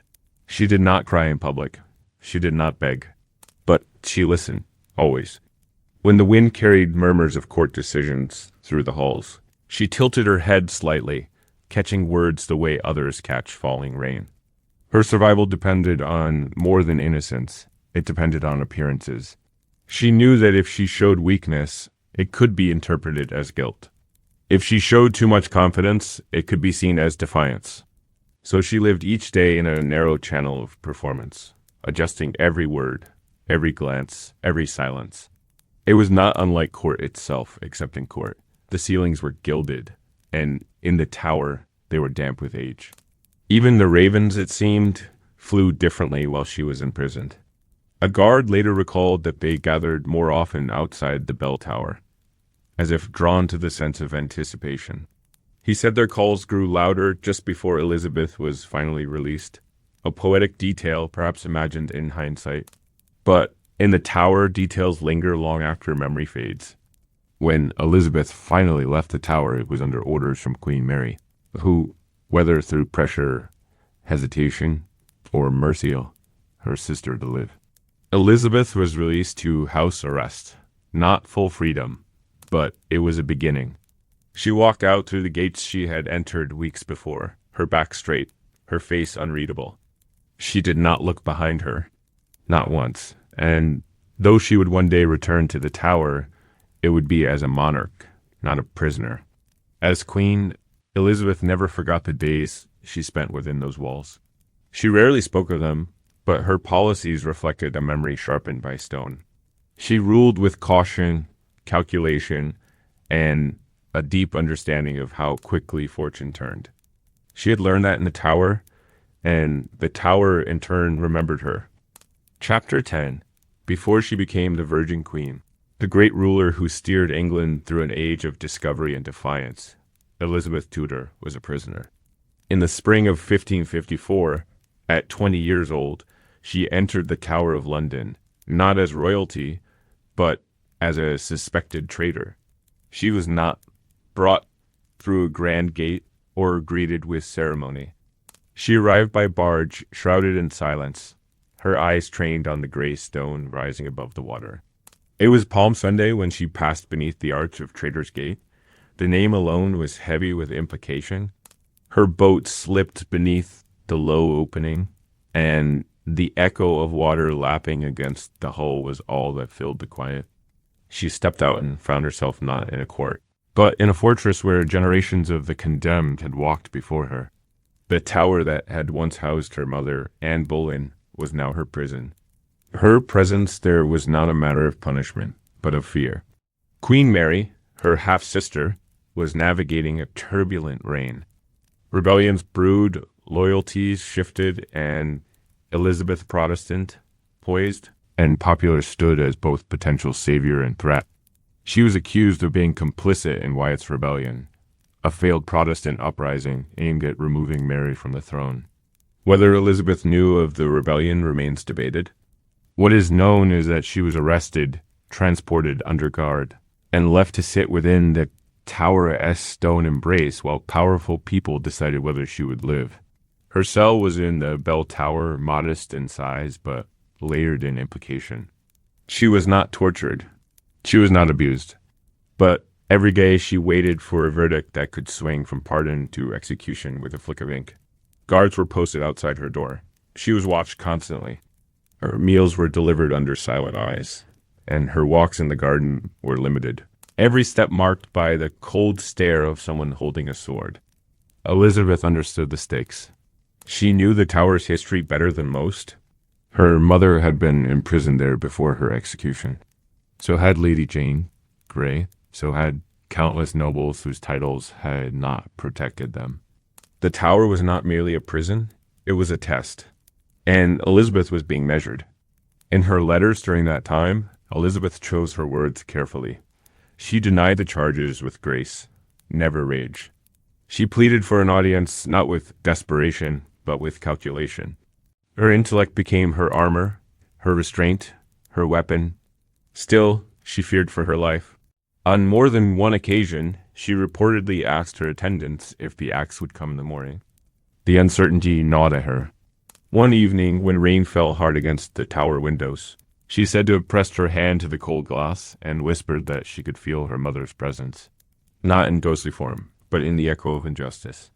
It's easy to forget, looking back at portraits of Elizabeth in her regal finery, that she once lived with death close enough to taste. That she sat alone in a stone chamber, her future locked in silence, her life balanced on a rumor. Her daily routine was sparse. She read when books were allowed. She wrote when paper was available. She prayed. She walked slowly through the small enclosed garden where Anne Boleyn had once stepped. She sometimes paused by the Tower Chapel, though she was not allowed inside. The guards reported that she looked healthy but pale, composed but distant. She did not cry in public. She did not beg. But she listened, always. When the wind carried murmurs of court decisions through the halls, she tilted her head slightly, catching words the way others catch falling rain. Her survival depended on more than innocence. It depended on appearances. She knew that if she showed weakness, it could be interpreted as guilt. If she showed too much confidence, it could be seen as defiance. So she lived each day in a narrow channel of performance, adjusting every word, every glance, every silence. It was not unlike court itself, except in court, the ceilings were gilded, and in the tower they were damp with age. Even the ravens, it seemed, flew differently while she was imprisoned. A guard later recalled that they gathered more often outside the bell tower, as if drawn to the sense of anticipation. He said their calls grew louder just before Elizabeth was finally released, a poetic detail, perhaps imagined in hindsight. But in the tower, details linger long after memory fades. When Elizabeth finally left the tower, it was under orders from Queen Mary, who, whether through pressure, hesitation, or mercy, her sister to live. Elizabeth was released to house arrest, not full freedom, but it was a beginning. She walked out through the gates she had entered weeks before, her back straight, her face unreadable. She did not look behind her, not once, and though she would one day return to the tower, it would be as a monarch, not a prisoner. As queen, Elizabeth never forgot the days she spent within those walls. She rarely spoke of them, but her policies reflected a memory sharpened by stone. She ruled with caution, calculation, and a deep understanding of how quickly fortune turned. She had learned that in the tower, and the tower in turn remembered her. After her release from the tower, Elizabeth Tudor did not return to freedom in the way most imagine. Her body was no longer held by stone walls, but her movements remained tightly watched. She was sent first to Woodstock, a royal manor northwest of London, where she lived under constant supervision. Even in her new residence, guards still stood every doorway, and every letter she wrote passed through several hands before ever reaching its destination. She was technically free, but the shadow of the tower still clung to her. The memory of its walls followed her into every room. She rarely spoke of it, not to her attendants, nor to the ambassadors who visited her in carefully controlled meetings. But her silence was never empty. It was sharp and knowing, like a blade hidden in velvet. She had learned in the tower that speaking too much could be fatal, and that sometimes the strongest statement was survival itself. She carried herself differently after her confinement. Older courtiers who had known her as a spirited child remarked that the woman who emerged from the tower was quieter, more calculated. She smiled when expected, laughed when prompted, and said just enough to remind others she had not been broken. One letter written to a trusted ally during her house arrest carried a line that has since been quoted many times. Much suspected by me, nothing proved can be. It was a simple sentence, yet it carried the weight of someone who had lived beneath the sword and had come away untouched, though not unscarred. The tower, for all its cruelties, had offered her an education more valuable than anything taught at court. She had seen firsthand how quickly alliances could shift, how truth could be shaped to fit politics, and how power was often exercised through fear rather than law. That knowledge became the cornerstone of her reign when she later took the throne. When Mary died in 1558 and Elizabeth was declared queen, she returned to London not with triumph, but with restraint. She rode past the tower on her coronation route and paused, looking briefly at the gates that had once locked her in. She did not stop. She did not enter. But every eyewitness reported the same thing. She turned her head slightly as she passed, just enough to acknowledge the structure that had nearly ended her life. Some say she whispered something to herself in that moment. Others believe she simply nodded. What is known is that she never again allowed the tower to hold another queen within its walls. During her reign, many men were imprisoned there, plotters, spies, traitors, and rivals, but no women of her own family ever entered its gates as prisoners. Whether that was intentional policy or poetic instinct, it marked a shift. Elizabeth understood too well what it meant to be a woman in a world of suspicion, and she would not pass that punishment forward. Her relationship with the tower never fully ended. As monarch, she maintained it as both a fortress and a warning. She allowed its use as a prison, but kept careful control over who entered and why. She asked for reports, visited occasionally, and ensured that its guards remembered they served not just a building, but a memory. In court, she displayed no signs of trauma from her time inside. She played the game of power with unmatched skill, surrounding herself with loyalists, silencing threats with measured precision, and ruling with an image of benevolence tightly stitched over a foundation of absolute control. But those who knew her best, those who had served her before and after her imprisonment, always noticed how she reacted to stone corridors, how she paused when walking alone through narrow hallways, how she sometimes kept a candle burning overnight, even in the safest of palaces. The tower had shaped her, not broken her, not scarred her in visible ways, but formed the quiet calculus of her rule. When she eventually ordered renovations to the tower, she focused on the exterior. She preserved the chapel, restored the White Tower's walls, but she never modernized the bell tower, the place where she had been held. It remained untouched, almost deliberately so, a relic, a reminder, as if she needed it there, just as it had been, to keep the past from softening into myth. Stories from her reign often return to that spring of 1554, when her life hung in the balance and the tower loomed over her future. Artists have painted her standing at the gate, some with tears, some with defiance. Poets have imagined her whispering to the ravens, asking them to carry her name to the wind. In truth, we don't know what she said or felt in those moments, but we know what followed. A reign of 45 years. A woman who became not only a queen, but a symbol. And behind that symbol stood a memory of a prison, of cold stone and measured breaths, of candlelight casting long shadows across a floor where her mother may once have knelt. Today, tourists walk through the bell tower and pause before the plaque that bears Elizabeth's name. They take photos, read the brief inscription, then move on. But the stone is still there, the same stone she once touched, the same walls that once heard her breath. And if you visit in the early morning before the tours begin, you might feel it the hush of waiting. The sense that something important once happened here, something fragile and unfinished, the tower keeps it. It keeps everything. After her release from the tower, Elizabeth Tudor did not return to freedom in the way most imagine. Her body was no longer held by stone walls, but her movements remained tightly watched. She was sent first to Woodstock, a royal manor northwest of London, where she lived under constant supervision. Even in her new residence, guards still stood every doorway, and every letter she wrote passed through several hands before ever reaching its destination. She was technically free, but The shadow of the tower still clung to her. The memory of its walls followed her into every room. She rarely spoke of it, not to her attendants, nor to the ambassadors who visited her in carefully controlled meetings. But her silence was never empty. It was sharp and knowing, like a blade hidden in velvet. She had learned in the tower that speaking too much could be fatal, and that sometimes the strongest statement was survival itself. She carried herself differently after her confinement.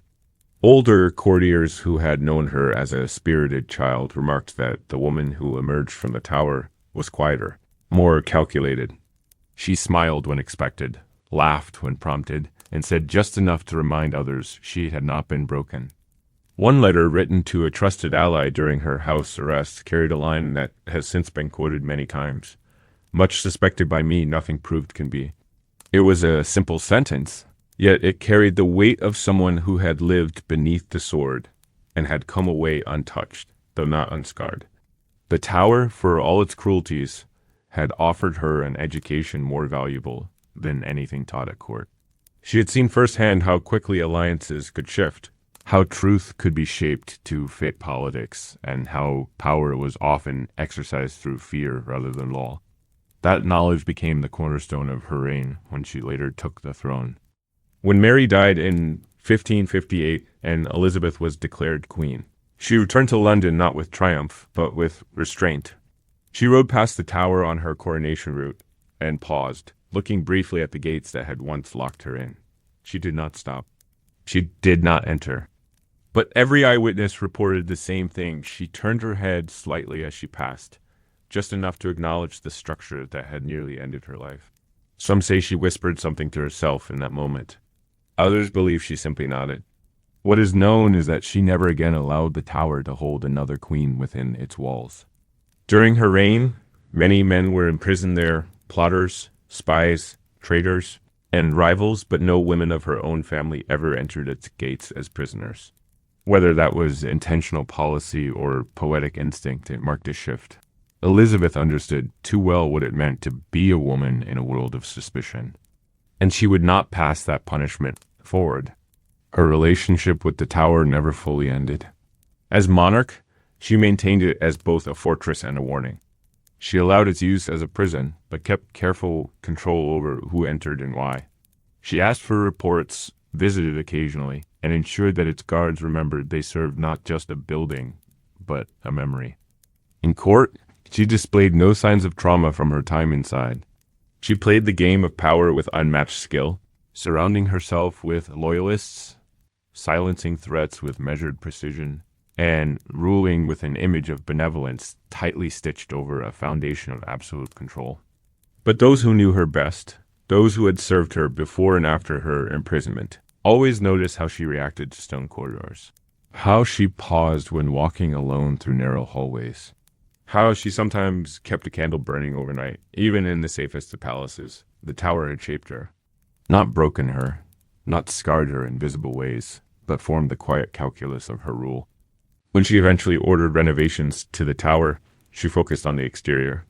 She preserved the chapel, restored the White Tower's walls, but she never modernized the bell tower, the place where she had been held.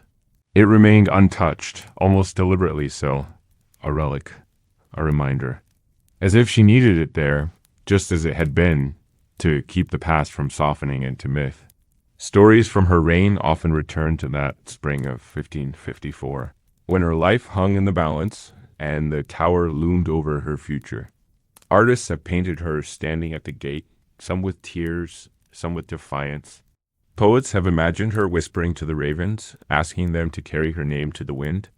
In truth, we don't know what she said or felt in those moments, but we know what followed.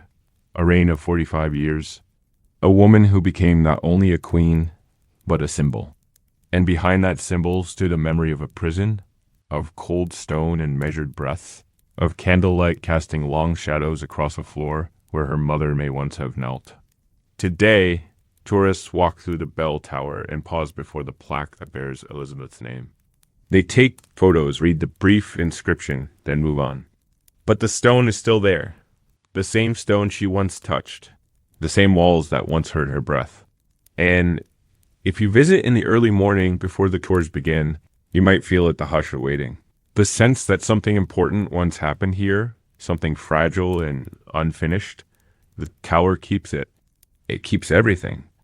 Beneath the chapel of St. Peter ad Vincula, tucked below layers of stone and shadow, lies a room most visitors never see. It's not listed on public maps or highlighted during guided tours. There's no display case, no plaque. For many years, even the tower's own wardens spoke of it only in passing, as if giving it shape might give it power. This chamber, forgotten by most and remembered by few, is thought to have once served as a holding cell, small, dark, and windowless. Carved into the earth like a pocket of time that refused to move forward, some say it was brick shut for safety. Others say it was closed because no one could bear to keep walking past it. The chapel above is where many of the tower's most famous dead are buried, their names now etched into brass plates beneath the stone floor. Anne Boleyn, Catherine Howard, Lady Jane Grey. Their final remains were laid to rest in haste, sometimes without ceremony, sometimes without even a coffin. The chapel's light feels different than other parts of the tower, softer, filtered, like sunlight passing through dust. But underneath, in the buried room below, that light never reaches. Only the weight of centuries does. The cell is not large. 10 steps across at most. The ceiling is low, forcing even average height men to hunch. The walls are rough and bare, except for a few shallow markings that no one has ever properly explained. Some believe they are initials. Others think they were symbols or fragments of prayer. There is one, a circle intersected by 3 lines carved deep into the north wall. It appears nowhere else in the tower. No records explain it. One theory is that it was drawn by a prisoner kept alone too long, clinging to geometry as a way to pass the hours. Or perhaps it meant nothing at all. Perhaps it was just the last act of someone desperate to leave a mark. There are no records of who was held there. No names, no charges, no sentences. It doesn't appear in any royal orders or execution lists. And yet the cell exists, and the tower never built without reason. One retired yeoman warder, a man who served for over 3 decades, claimed in a private journal that he visited the chamber once in the 1970s. He had heard whispers from older guards about a space beneath the chapel that was colder than the rest, a place where torches never burned evenly and compasses spun without settling. When he finally convinced a colleague to unlock the sealed door, they entered with flashlights in silence. According to his writing, the air in the room felt thick, not just with age, but with something heavier, as if breath had trouble forming. They stayed only a few minutes. He noted no dramatic encounters, no sounds or movements. But when he left, he said it took hours to feel warm again. The chill, he wrote, was not physical. It felt personal. Theories about the cell's purpose vary. Some believe it was used during times of religious conflict, a hidden place for priests or those accused of heresy. Others suggest it may have housed political prisoners considered too dangerous to be seen. Not important enough to execute publicly, but too threatening to release. When the money never came, he was simply forgotten, left to fade with the mortar and stone. No official record supports this version, but no record contradicts it either. And in the tower, silence often speaks loudest. The strange thing is how the chamber resists memory. People forget it exists even after hearing about it. Some claim they were told of it once, then lost all details within days. One former clerk admitted he found a reference to it in a set of restoration notes, but when he returned to cite it, the page was missing.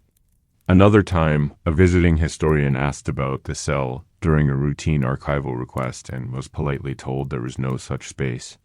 A week later, she received an anonymous envelope with a single photogranny, dim, showing a stone archway bricked shut from the inside.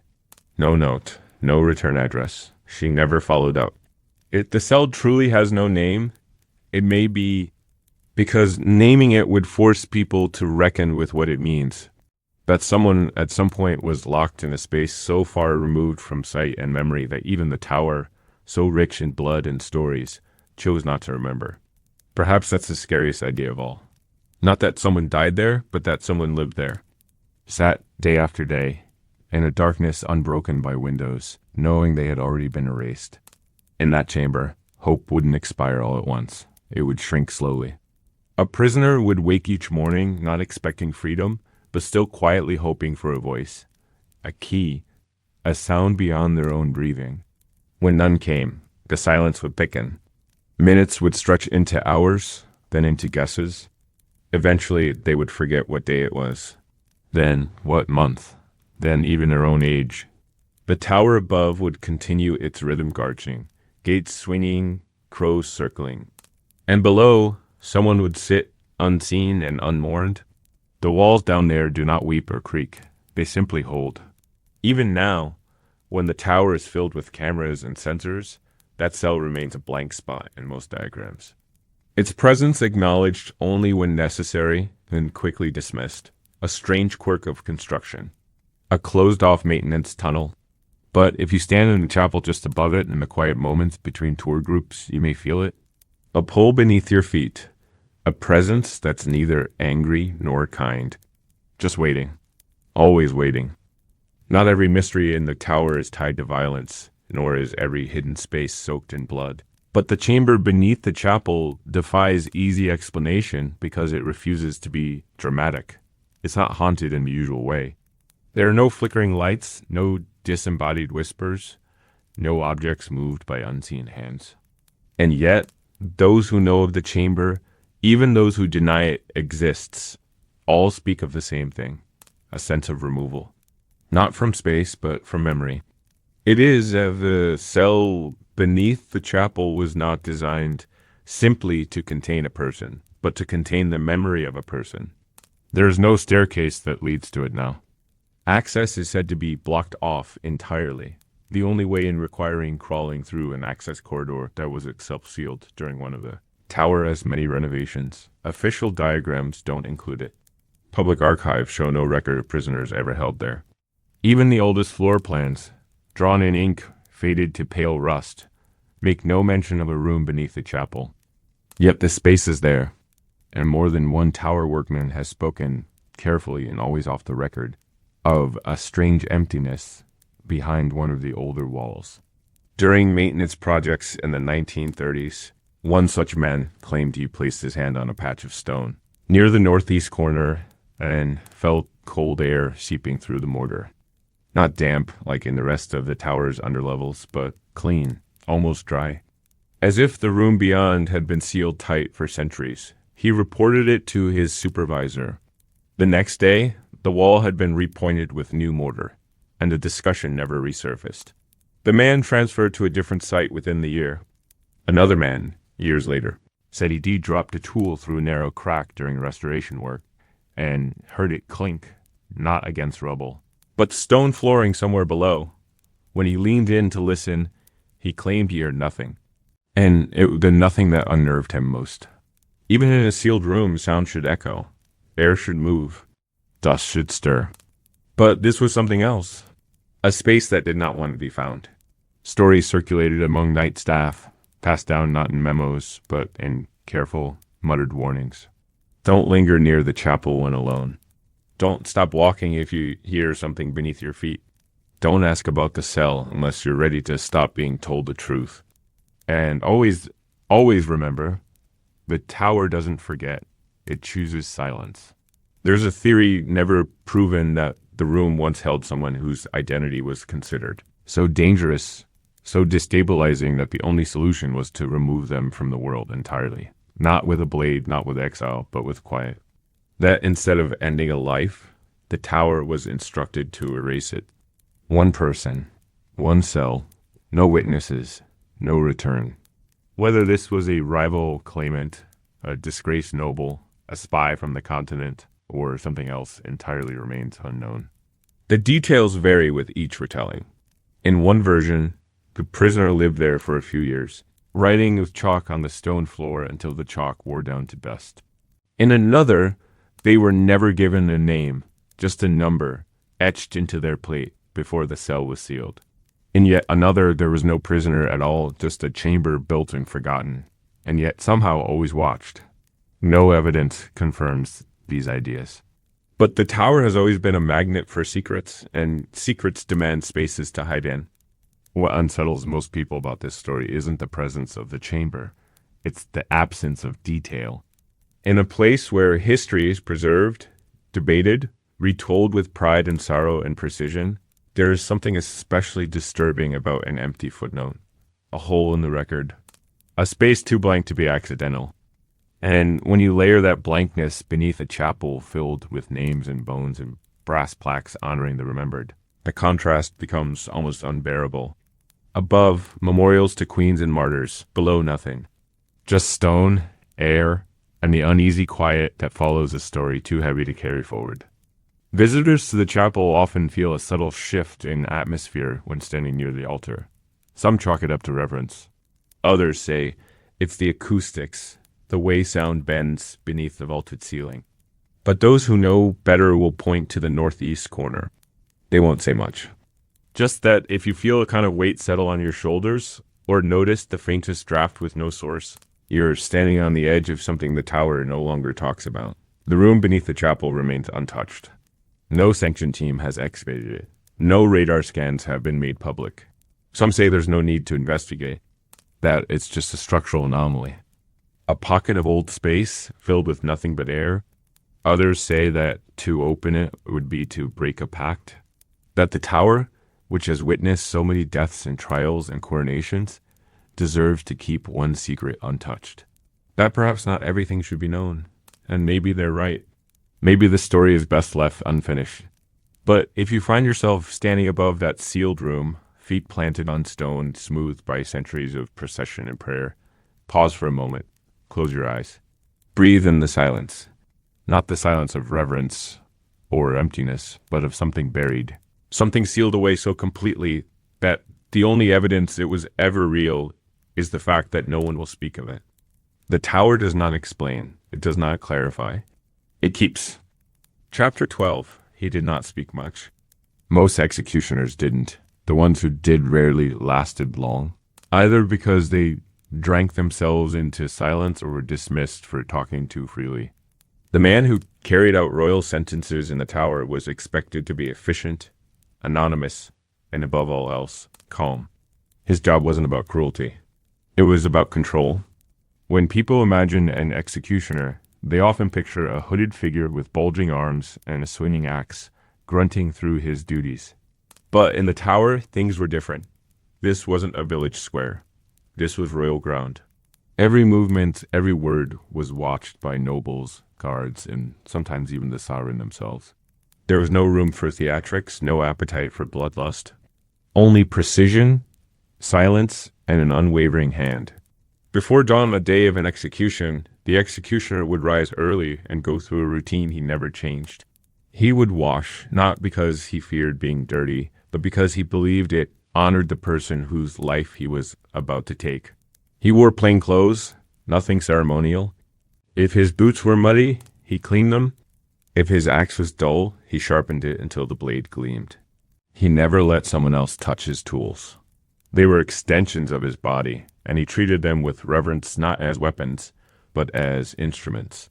His favorite was not an axe at all, but a sword long and perfectly balanced, gifted to him by a French smith known for making dueling blades. It had never been used in battle, only in sentences, and it never missed. On days when the condemned was highborn, things became even more delicate. The executioner had to study their titles, their family connections, and most importantly, their temperament. Some walked to the scaffold with bravado, others wept, others prayed silently, but the executioner never reacted. He was not there to console, nor to judge. He was there to end. In those final moments, he would speak only once. He would ask the prisoner if they had any last words. Sometimes they said yes. Sometimes they said nothing. Occasionally, they said too much, rambling or pleading until a guard stepped in. But the executioner stood still, blade low, waiting. When the signal came, it was not dramatic. A nod. A hand movement, the turning of an hourglass, and then it was done. One swing, if possible. Always one swing. 2 was a shame. 3 was unforgivable. The man who held the tower's sword practiced on sacks of sand, bundles of straw, sometimes even sides of meat from the kitchens, not to test his strength, but to understand resistance. Flesh was soft, but not simple. Bones shifted, muscles tensed. And the human neck, he had learned, was never exactly where it seemed. When he struck, he imagined stillness, imagined the air pausing, imagined the world briefly forgetting to breathe. And when it was done, he stepped back, bowed slightly, and waited for the body to be removed. Then, alone, he would clean the blade again and again until no trace remained. There was no celebration, no reward, just silence. And then the walk back to his quarters, where a fire would already be lit, and bread and ale placed on the table by someone who knew not to ask questions. Most people assumed executioners were feared. Some were, but the tower's man was treated more like a tool than a threat. He was necessary, and necessities are rarely embraced. He did not eat with the guards. He did not join in songs or games. But when he passed, they nodded, not in greeting, but in acknowledgement. Everyone knew he did what no one else could or would. He knew it too. He never married, never fathered children. He told himself it was because of the hours, the secrecy, the demand. But he also feared what he carried would pass to someone else. Not a curse, exactly. Just a shadow. The kind of shadow that clings to boots and fingers long after the last drop has been scrubbed away. At night, in his small room overlooking the green, he would sometimes stare at the sword resting on its stand. He didn't give it a name. That would have made it personal. But he treated it like a presence always listening. And in rare moments, usually after a particularly quiet death, he would whisper to it, not out of madness, out of habit, out of the strange intimacy that grows when you share everything with something that cannot answer. When people asked what haunted the tower, they often spoke of queens and traitors, of prisoners and martyrs. But there was another kind of ghost, one that walked without chains, one that had keys instead of manacles. The executioner was not cursed, but he was not clean either. He had been touched by every sentence he fulfilled, and though his hands were steady, his dreams were not. Sometimes they returned, the condemned, not angry, not bleeding, just quiet, standing in his room, looking at him, waiting. And he never asked what they wanted. He already knew. He was often the first to arrive and the last to leave, not because he had extra duties, but because silence was easier when others weren't around to watch him carry it. When executions were scheduled, the preparation began days earlier, but no one spoke to him directly. Instructions were passed through intermediaries, captains, scribes, constables. The executioner did not dine with the governor or consult with the court. He was expected to understand what was required without guidance. His role was to make the process swift, clean, and irrevocable. When his services were no longer needed, he was expected to disappear back into the tower of stone like a ghost that had fulfilled its task. And yet, he was not a ghost. He bled like any man. He slept, though not always soundly. He had thoughts, though he shared few. In his private quarters, he kept a ledger not of names or crimes, but of nights, the ones that felt heavier than others, the dreams that lingered past morning, the moments he thought he heard someone whispering his name in a language he did not understand. The entries were brief, just a few words each. Cold blade. No wind. Girls smiled, didn't blink. Ravens before sunrise. Not usual. On the rare occasions he left the tower to visit the city, he walked quickly and with his head down. He was recognized more often than he liked, not by the general public who saw only his silhouette in court reports, but by those who worked the edges of power surgeons, warders, bodyguards, men who understood what a single cut could do. Some avoided him entirely. Others nodded with uncomfortable respect, as if to say, "I see the weight you carry. I do not want it." There were perks to the position, though few he enjoyed. He was paid well, kept in private lodgings, never taxed. He received gifts from foreign dignitaries who had heard of his precision. Once, he was even invited to dine in the presence of the queen herself, though he declined. Not out of fear, but because he knew too well what it meant to be seen by royalty. Noticed, catalogued, remembered, those were not things he craved. His most complicated executions were not always the grand ones. Queens and traitors often came with rehearsed dignity, with chaplains and final words crafted for legacy. The harder ones were the quiet cases, young boys caught spying, women accused of witchcraft, men abandoned by their allies.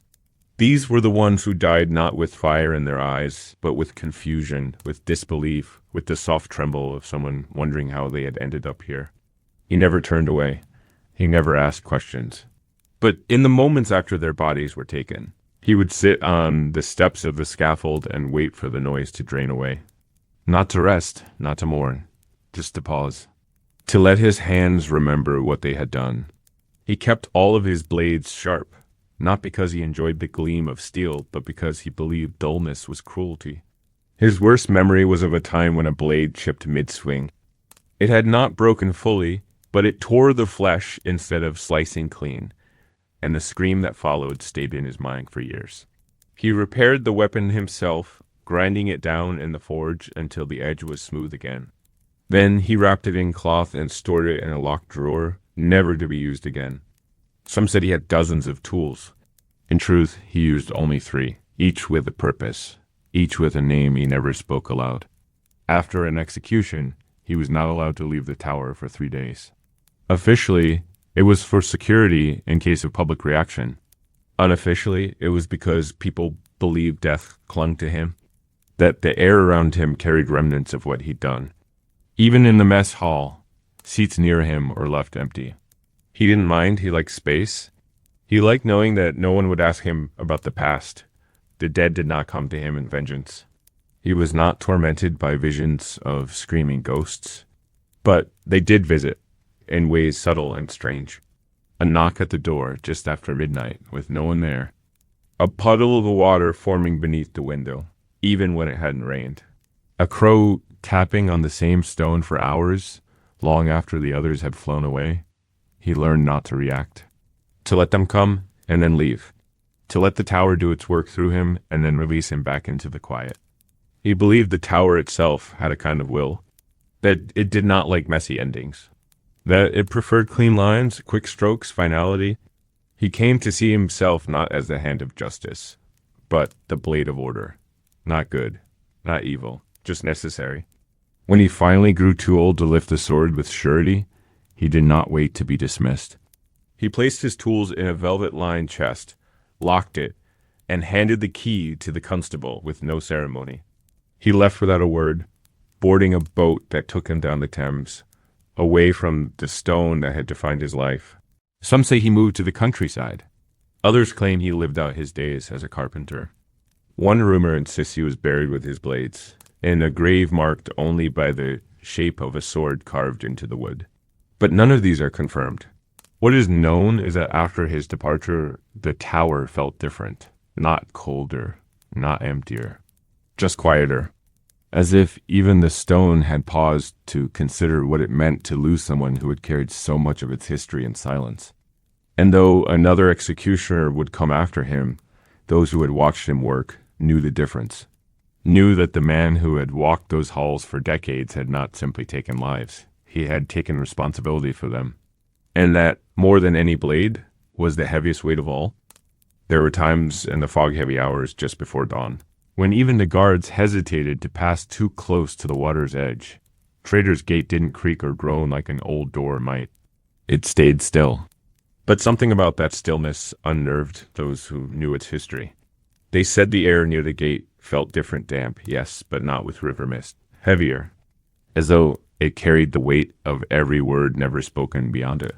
One yeoman warder wrote that standing near the arch was like pressing your ear against the chest of someone sleeping and wondering if they'd wake again. Tourists today call it scenic. They lean over the rails, peer into the shadows, and ask where the prisoners came in. They pose and smile, never fully grasping that the steps just beyond the gate once dripped with the last footprints of those who never walked free again. In its prime, the gate was both stage and sentence. Nobles brought through it knew what awaited them. Some wrote final letters before stepping onto the boat, sealing them with trembling hands, and slipping them to servants in hopes they'd survive the journey. A few believed they'd be spared. More often, they knew better. And yet, even with that knowledge, they sat upright, composed, heads held high. Reputation mattered, even in defeat. Especially in defeat. Inside the tower, stories spread quickly.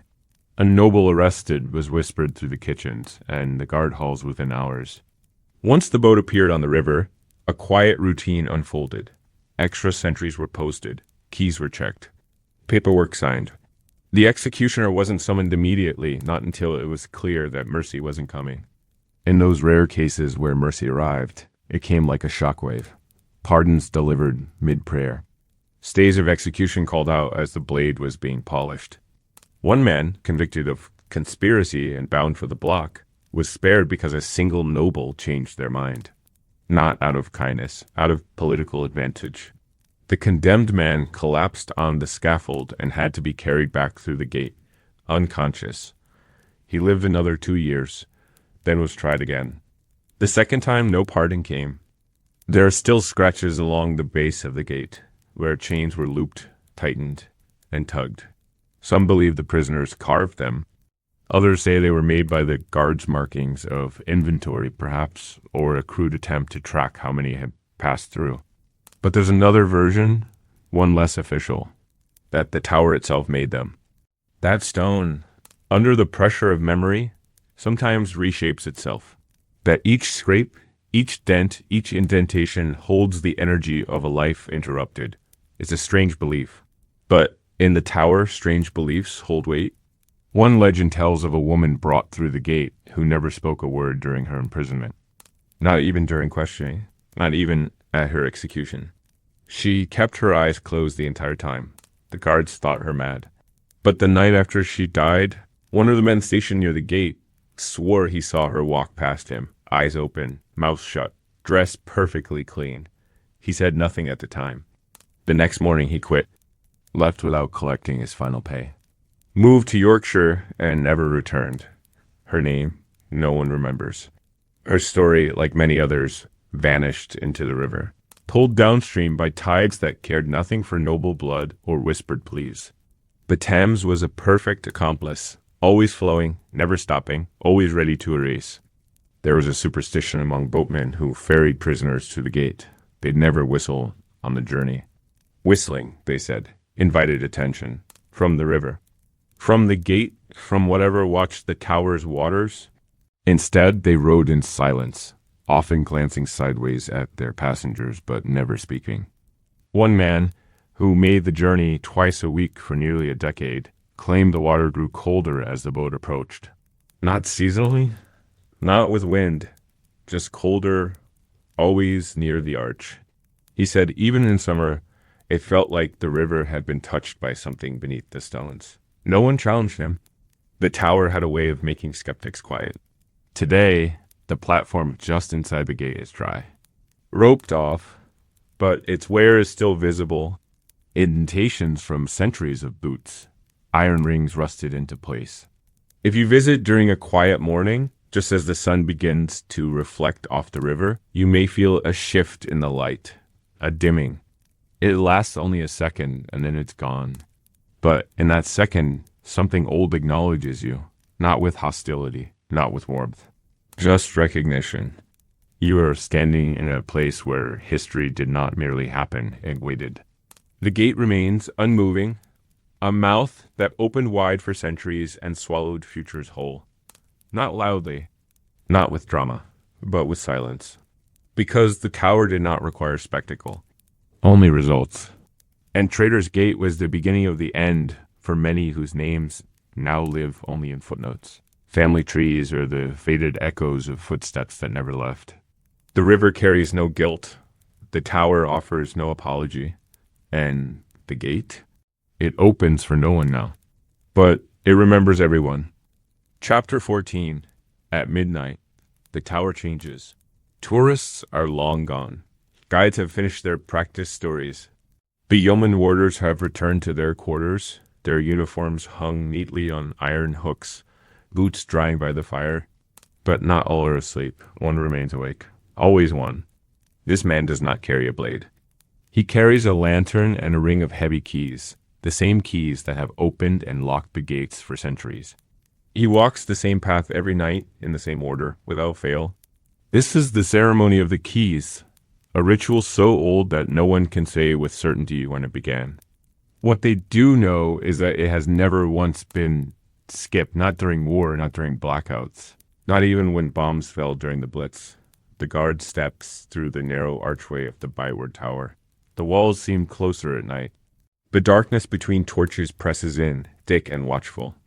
The Thames glints coldly just beyond the outer wall, and the wind that comes off it seems to carry more than just river air. He moves at a steady pace, not hurried, not lazy.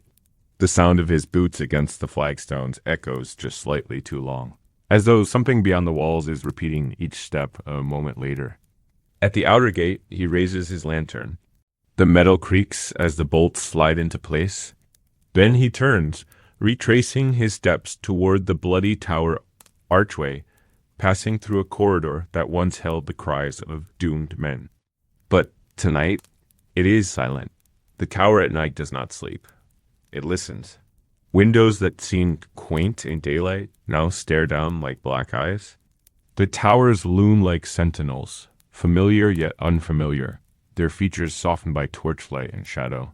Some say the air itself feels different after midnight, colder but not in temperature, colder in memory. As if the tower in these hours reclaims its old role, not as a tourist destination, but as a fortress of endings. He reaches the middle tower, the final lock. The door swings closed and the chain clinks once. That's all. Just once. It's the sound the ravens notice. You can't see them at first. They roost high above, tucked into niches carved centuries ago. But at that single metallic note, they shift. One croaks. Another beats its wings. The ravens have always known more than they reveal. The guards say that when the tower finally falls, it won't be to war or fire. It will be when the ravens leave. But for now, they remain watching. At the base of the Wakefield Tower, the night watchman pauses. There's a story passed down quietly from one generation to the next. That once a month, at exactly 12 past midnight, a figure is seen crossing the inner green. Not walking quickly, not running, just a steady, dignified pace. The figure wears robes, not modern, not clean, and moves as though late for a meeting. Those who've seen it never speak of it casually. It's not a fright, they say it's a recognition. That something is finishing a task it never completed in life. The watchman does not wait to see it. He continues, his keys brushing against his belt, the torchlight catching the golden thread in the embroidery on his sleeve.